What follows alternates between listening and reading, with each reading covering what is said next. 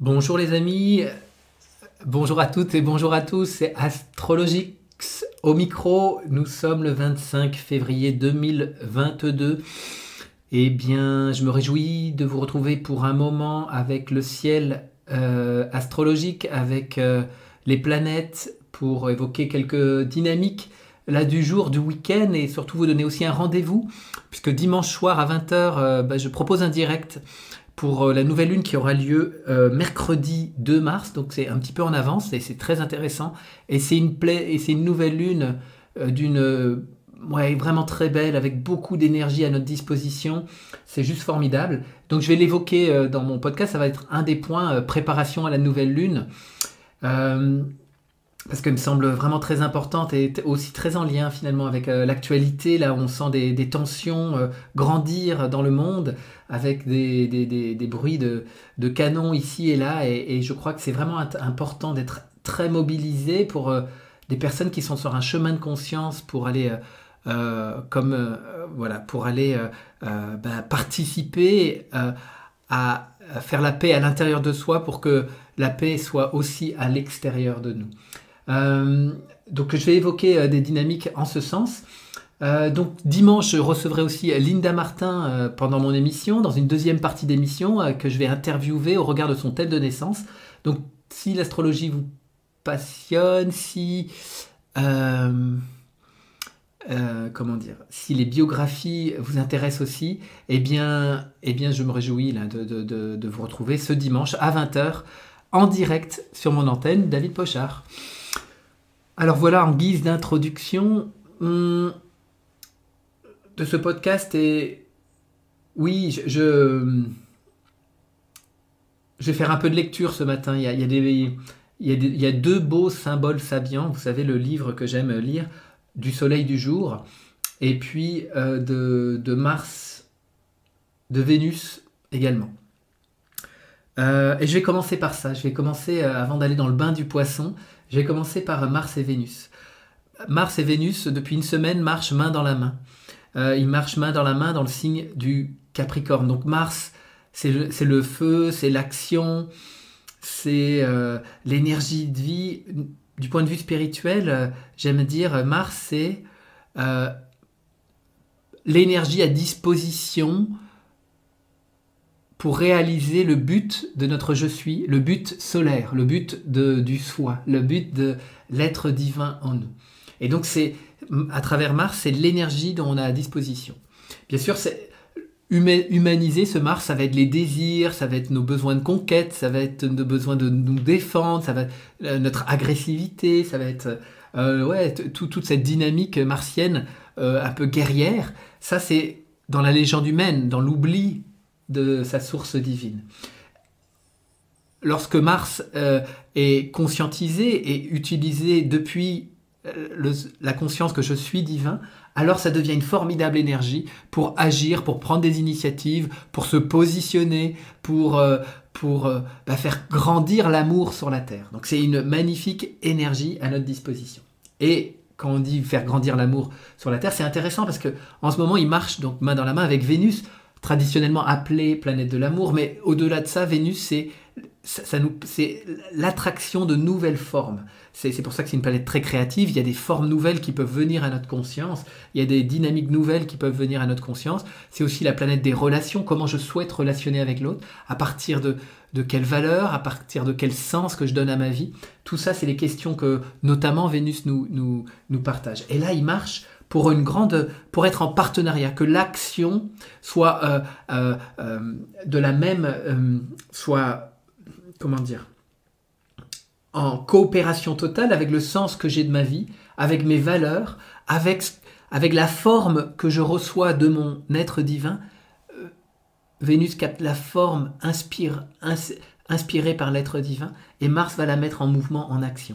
Donc là, c'est en train de se caler ensemble. Alors bien sûr, dans notre légende humaine, Mars et Vénus, c'est le couple, c'est les énergies un peu guerrières dans la relation, c'est toutes les dynamiques relationnelles et qui ont été souvent frictionnelles dans l'histoire de l'humanité. Il y a des tensions, il y a des grandes forces en jeu là. Et donc là, c'est en train de justement, je parlais de la paix tout à l'heure, c'est faire la paix. on est en train de faire la paix avec nous-mêmes, avec ce qui s'est guerroyé en nous et qu'on a co-créé dans nos relations, dans notre manière d'être au monde, dans nos sociétés bien sûr, etc.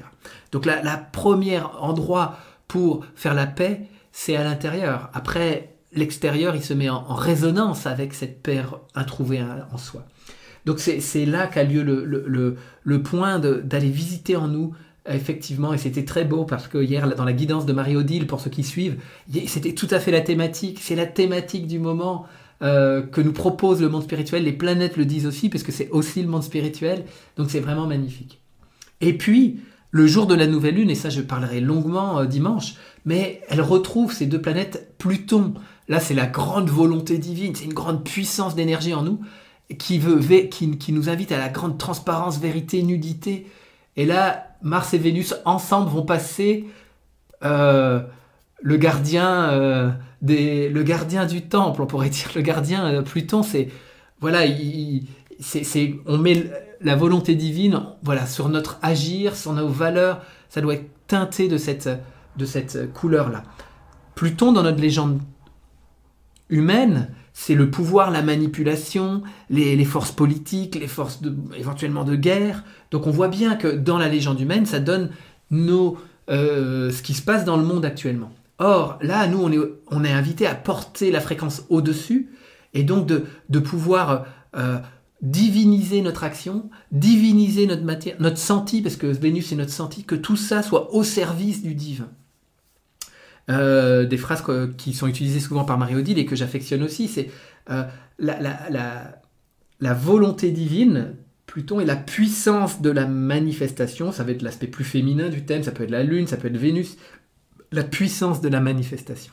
Les deux réunis, les deux sont invités ensemble, avec Mars en plus, donc ça donne quelque chose de très très intense.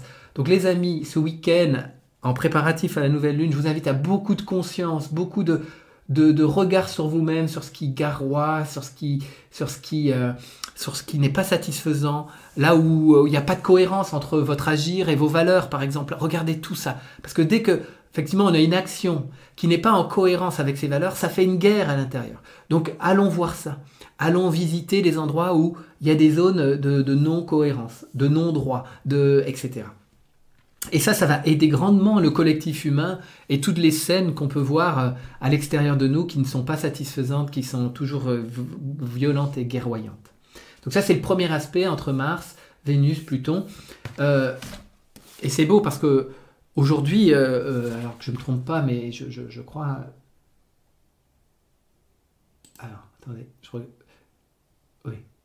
Juste avant d'arriver sur Pluton, Mars et Vénus vont passer ce degré symbolique de mon livre Symbole Symbiote. Et le degré, c'est des pèlerins grimpent à raidillon menant à un hôtel logé dans la montagne. Et là, on est dans le signe du Capricorne. Et Mars, Vénus sont dans le Capricorne, Pluton aussi. Des pèlerins grimpent à raidillon menant à un hôtel logé dans la montagne. Il y a vraiment se hisser au sommet de sa montagne. L'ascension de la conscience individualisée vers les sommets atteints par les chefs spirituels de sa culture. Et le mot-clé, c'est élévation. Et donc là, il y a une élévation puissante en préparation. Il y aura un point particulier à la nouvelle lune qui va orienter toute la couleur du mois de mars après. Tchac, parce que là, la nouvelle lune, c'est le 2 mars, donc elle ouvre totalement le mois de mars. C'est un mois intense, il y a le printemps, il y a plein d'énergie à disposition, et cette nouvelle lune, elle va donner le ton du mois de mars, et donc c'est très important.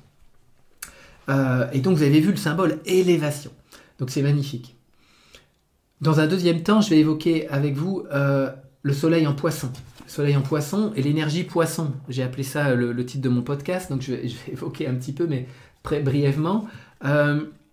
Donc je reprends mon texte des poissons là, voilà, qui est très beau. Mais avant ça, on va vivre le bain du poisson, parce que le poisson, c'est, j'aime bien le voir, l'océan de toutes les possibles, l'océan infini de l'amour, c'est le monde de l'unité, sur sa marche la plus élevée. Parce que dans notre légende humaine, dans la dualité, c'est aussi la séparation, ça peut être aussi l'astral, ça peut être aussi l'illusion, ça peut être aussi de bercer d'illusions, parce que c'est toutes des la quête, dans le poisson, il y a beaucoup de ça, la quête à l'extérieur de soi pour retrouver le paradis perdu. Alors c'est pour ça qu'on associe au poisson beaucoup le monde de la drogue, de tout ce qui va nous extraire de nous-mêmes, parce qu'on cherche à l'extérieur de nous ce paradis qui en fait est en nous, dans notre cœur, dans notre corps, et c'est bien là que la source de vie vit, et le poisson il nous invite à aller se baigner dans cette source infinie qui vit en nous. Et là, quelque part, c'est la fin de la quête, parce que tout est là, et une nouvelle histoire commence. Je crée depuis l'unité retrouvée. Donc c'est toute l'aventure humaine qu'on vit actuellement, ce grand passage dans lequel nous nous situons, et on est en chemin vers ça, et ça se fait par étapes. On prend des grands bains, et puis parfois on retourne dans le courant de la vie traditionnelle, puis on reprend les bains, et puis petit à petit ma vie est de plus en plus en cohérence avec cette source intérieure. Ok les amis, je vais faire quelques sons.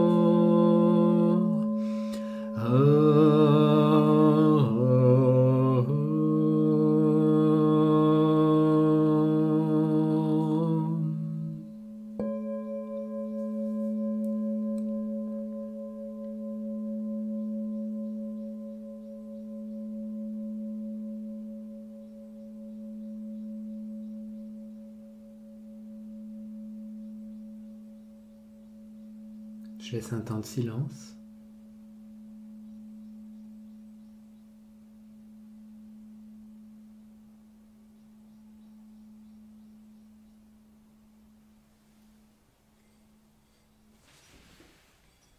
Silence propice à la communion, à la présence à soi-même, à l'ouverture de sa conscience, à la pleine présence de je suis l'être divin que nous sommes.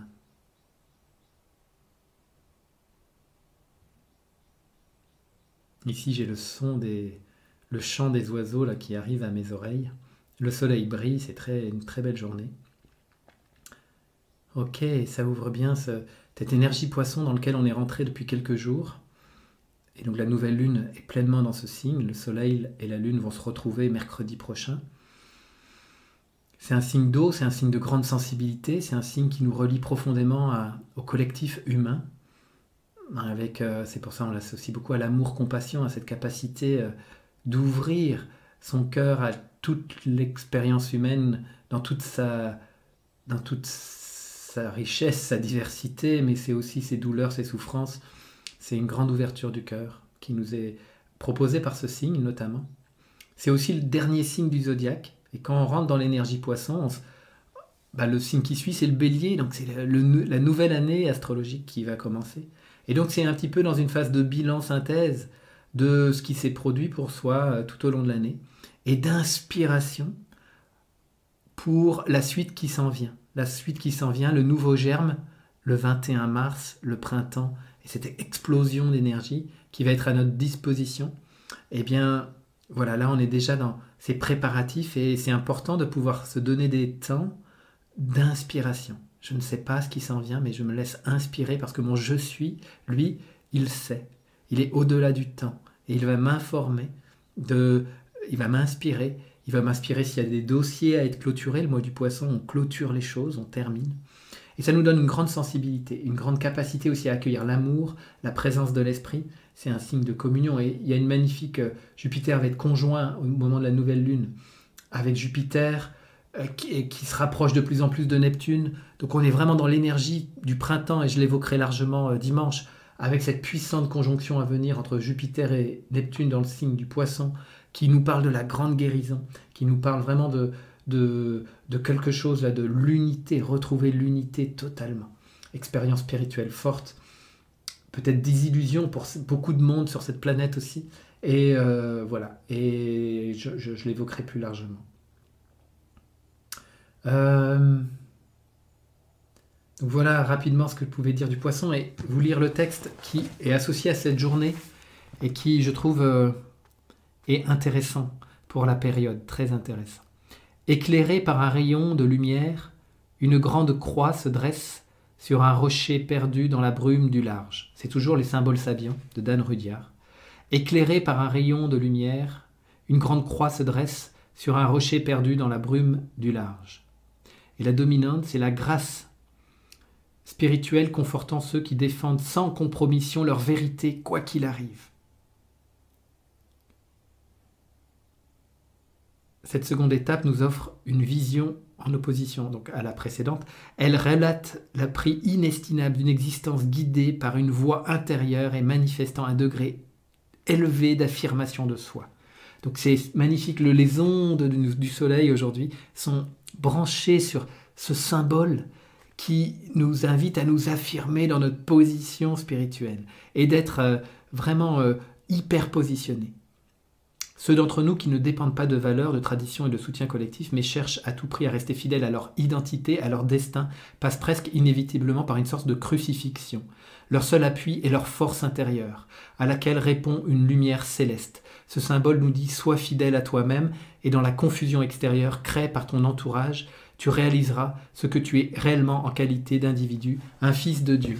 C'est magnifique, c'est vraiment ce positionnement intérieur à partir du sens qu'on donne à sa vie, de ses valeurs. Et là, eh bien, on peut prendre un temps pour ressentir ce fort positionnement en nous. Ouais, j'ai la présence du Christ très fortement là dans ma conscience qui arrive. La conscience solaire. Et voilà. Dans cette présence, c'est ici qu'on est totalement soi-même. Et on agit depuis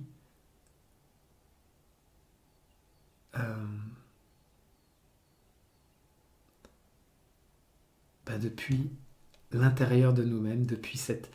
je cherche le mot.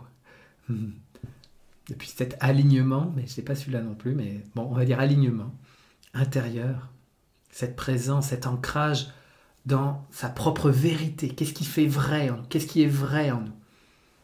Et ce qui est vrai en nous n'est peut-être pas vrai pour l'autre, mais est-ce que je peux maintenir ma vérité, cependant, tout en étant à l'écoute de ce que me dit l'autre? Mais moi, je maintiens ce qui fait sens, ce qui fait vrai, ce qui est ressenti en moi. Et ça, c'est un mouvement, et demain, ce sera autre chose. Mais là, tout de suite, tac. Et puis bon, il y a des choses qui restent. Par exemple, ma vision spirituelle, on ne la remet pas en question tous les jours. Je suis l'unité, je suis le divin, incarné dans ce corps d'humain. Et ça, c'est ça qu'il nous faut tenir ce cap-là. pour ceux avec qui ça vibre. Et notre société a besoin de piliers comme ça qui va se pouvoir se maintenir dans la tempête, dans leur conviction intime et profonde. Donc c'est ces magnifiques symboles qui nous accompagnent là pour la journée et pour demain aussi un petit peu, mais surtout pour la journée, parce que le soleil il avance vite, mais puis pour tous les jours, on ferait. Mais c'est une réflexion pour du jour en tout cas. Ok les amis, je vais m'arrêter là parce que j'ai une grande journée. Je pars ce soir, j'anime une conférence à côté de Pornic, au Fresnay-en-Ray, et puis après j'anime un séminaire pendant 2 jours avec les planètes et je me sens relié à toute l'assemblée. Je serai bien relié à toute l'assemblée avec le groupe que nous formerons, l'assemblée que nous constituons, l'assemblée des guidances avec Marie-Odile. Je sais que Marie-Odile ce soir est interviewée. Alors là, je me rappelle plus de l'antenne, mais sûrement que Marie-Odile a mis ça sous sa vidéo d'hier. Et puis, en tout cas, sentir cette puissance de la fraternité qui s'organise, qui tisse des liens, qui crée des grandes assemblées de guérison ensemble pour l'élévation des fréquences. Et moi, je me réjouis de tout ça et le monde en a besoin. Alors, on y va et ça va être... voilà, c'est beau. Allez, je m'arrête là. Bonne journée. À dimanche pour ceux qui le souhaitent. Pour ceux qui le souhaitent, à 20h sur mon antenne. Je me réjouis de vous retrouver. À bientôt.